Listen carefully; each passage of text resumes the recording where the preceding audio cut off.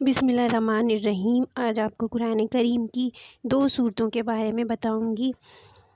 جادو سے بچنے کے لیے اور اپنی بخشش کے لیے ان صورتوں کو پڑھا کریں، اللہ تعالیٰ برکت دے گا۔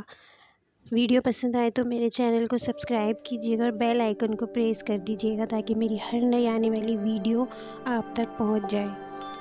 اور کمنٹ کرنا نہیں بھولیے گا۔ تو اللہ تعالیٰ کے نبی صلی اللہ علیہ وآلہ وسلم نے فرمایا، حدیث میں آتا ہے کہ اے لوگوں سورہ بقرہ پڑھا کرو، اور ایک حدیث میں آتا ہے کہ اے لوگوں سورہ بقرہ کو پڑھو اور اس کو جانو اور اس کا علم حاصل کرو اور اس پر غور اور تدبر کرو، کیونکہ اس کے اندر برکت ہے،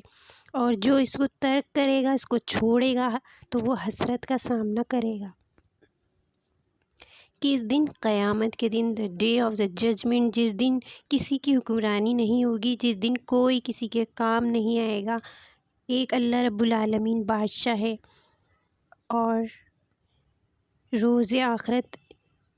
یہ صورت نہ پڑھنے والوں کے لیے حسرت ہوگی، اور جو جادوگر ہوں گے، میجیشین ہوں گے، وہ اس کا سامنا نہیں کر سکتے، اور جو باطل ہیں وہ اس کا توڑ نہیں کر سکتے۔ تو اس صورت کو پکڑ لیں، سورہ بقرہ۔ پھر دوسری صورت کے بارے میں آپ کو بتاؤں گی، رسول کریم صلی اللہ علیہ وآلہ وسلم نے ارشاد فرمایا، قرآن کریم کی ایک صورت ہے جس کی 30 آیات ہیں،